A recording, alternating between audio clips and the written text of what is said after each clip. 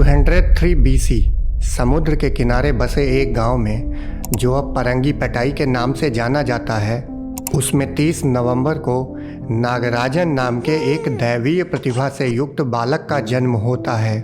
नागराजन के पिता गांव के शिव मंदिर में पुजारी थे। 5 वर्ष की अल्प आयु में कुछ विषम परिस्थितियों में नागराजन का अपहरण हो जाता है और एक स्थान जो अब कोलकाता में है, वहां उन्हें एक गुलाम के रूप में बेच दिया जाता है। सौभाग्य से जिस व्यक्ति ने उन्हें खरीदा होता है, इतनी छोटी उम्र के बालक को उस अवस्था में देखकर उसका हृदय द्रवित हो उठता है। कुछ समय तक उस बालक की देखभाल करने के बाद वो व्यक्ति नागराजन को मुक्त कर देता है। एक सन्यासियों की टोली जब उस बालक को इस प्रकार भटकता हुआ देखती है तो वो नागराजन को अपने साथ ले लेते हैं। वो बालक उन सन्यासियों के सानिध्य में ध्यान साधना सीखता है। ये वो महान क्षण था जब अस्तित्व ने नागराजन को गुरुओं के गुरु महावतार बाबा जी के रूप में दीक्षित करने की शुरुआत कर दी थी। इसके बाद कई सालों तक नागराजन ने विभिन्न स्थानों की यात्रा की और कई उपनिषदों और शास्त्रों का अध्ययन किया। 11 वर्ष की आयु में उन्होंने कुछ साधकों के साथ एक लंबी यात्रा की शुरुआत की। इस यात्रा में उनका समूह कई दिनों तक पैदल चला और कुछ जगहों पर, जहां पर संभव था, नाव से यात्रा की। अपनी इस यात्रा में वो कटारा गांव में पहुंचते हैं, जहां वो अगस्त्य मुनि के शिष्य बोगानाथ से मिलते हैं। बोगानाथ की आध्यात्मिक स्थिति और तेज से प्रभावित होकर नागराजन उन्हें अपना गुरु बना लेते हैं। यहाँ आप गुरु की महिमा देख सकते हैं कि गुरुओं के गुरु महावतार बाबा जी भी गुरु के सानिध्य में रहे हैं। जब नागराजन 15 वर्ष के थे तो बोगानाथ उनकी आध्यात्मिक त्वरा देखकर उन्हें अपने गुरु सिद्ध अगस्त्य से क्रिया कुंडलिनी योग की दीक्षा लेने के लिए कहते हैं। क्रिया कुंडलिनी योग का परम लक्ष्य संबोधि की अवस्था को उपलब्ध हो जाना है। इसमें कुछ विशेष प्रकार के यौगिक अभ्यास की साधना की जाती है, जिसमें प्राणायाम, यौगिक अभ्यास और ध्यान के द्वारा कुंडलिनी जागरण और चक्रों को जागृत किया जा सकता है। 7 चक्र, कुंडलिनी और प्राणवायु के बारे में अगर आप और जानना चाहते हैं तो आप हमारे इन वीडियोस को देख सकते हैं। उन दिनों अगस्त्य मुनि कोर्टल्लम के पास रहा करते थे। 48 दिनों की साधना के बाद ही अगस्त्य मुनि उन्हें दर्शन देते हैं। अपने गुरु बोगानाथ के निर्देश का पालन करते हुए नागराजन सिद्ध अगस्त्य को अपना गुरु स्वीकार कर लेते हैं। सिद्ध अगस्त्य पुलत्स्य ऋषि के पुत्र थे, जो कई विद्याओं में पारंगत थे। वे एक झरने के पास स्थित शिव मंदिर में नागराजन को क्रिया कुंडलिनी योग और कई विद्याओं की दीक्षा देते हैं। इसके बाद अगस्त्य मुनि उन्हें बद्रीनाथ जाकर क्रिया योग का अभ्यास करने के लिए कहते हैं। अगस्त्य मुनि से अपनी दीक्षा के उपरांत नागराजन बद्रीनाथ आकर एकांत में एक गुफा के अंदर 18 महीने तक यौगिक विद्याओं की साधना करते हुए संबोधि को उपलब्ध होते हैं। वे कई यौगिक विद्याओं में भी निपुण हो जाते हैं। वो समय और प्रकृति के नियम के भी पार हो जाते हैं, यहाँ तक कि वो अणुओं में बदलाव करने में भी सक्षम हो जाते हैं। सत्य के साधक उन्हें कई नामों से पुकारते हैं। कोई उन्हें महावतार बाबा जी, कोई महामुनि बाबा जी और कोई महायोगी त्र्यंबक बाबा और शिव बाबा कहता है। साधकों के पथ प्रदर्शन के लिए वो समय समय पर दर्शन देते रहे हैं। कहा जाता है कि उन्होंने आदि शंकराचार्य को भी क्रिया योग की दीक्षा दी थी।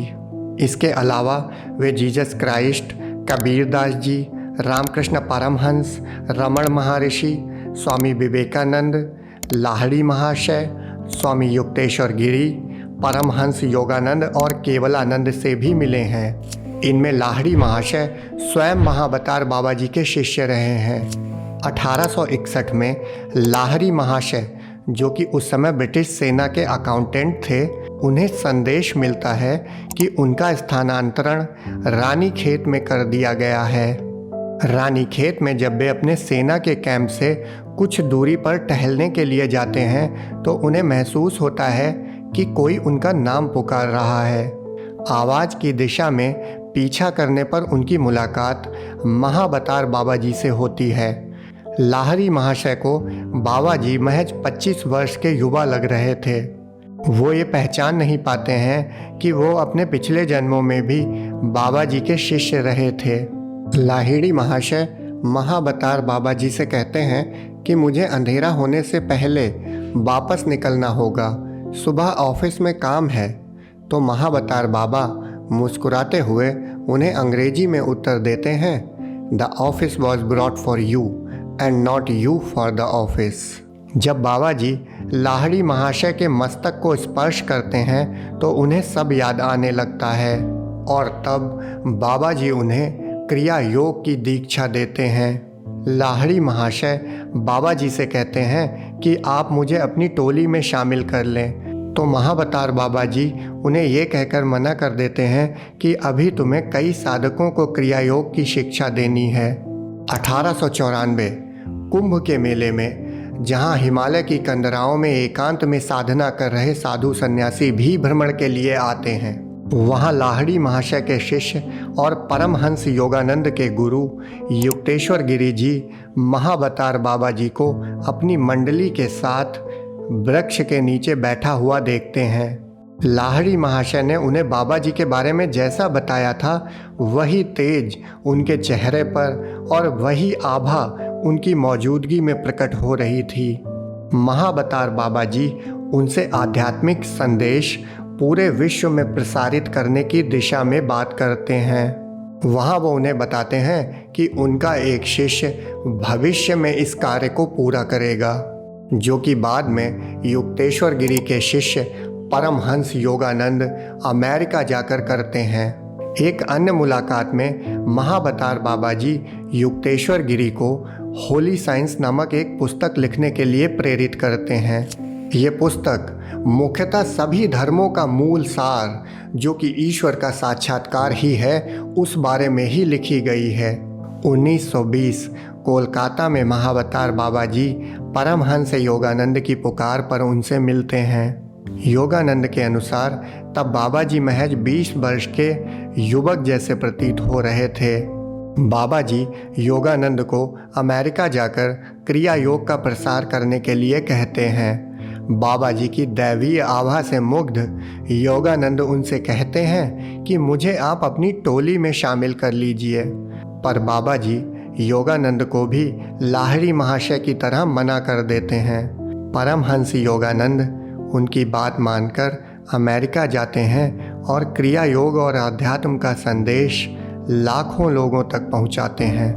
परमहंस योगानंद जैसे ईश्वर के सच्चे साधक के बारे में अगर आप लोग और जानना चाहते हैं तो आप हमारे इस वीडियो को देख सकते हैं। इसके अलावा योगानंद परमहंस अपनी बुक ऑटोबायोग्राफी ऑफ अ योगी में महाबतार बाबा जी की बहन माता जी का भी जिक्र करते हैं। लाहिड़ी महाशय के शिष्य राम गोपाल मजूमदार बाबा जी और माता जी के मिलने की घटना के प्रत्यक्षदर्शी रहे हैं, जो बताते हैं कि बाबा जी माता जी से अब अपना शरीर त्याग कर अस्तित्व में लीन हो जाने की बात करते हैं, लेकिन माता जी उनसे प्रार्थना करती हैं कि आप अभी अपना शरीर ना छोड़ें।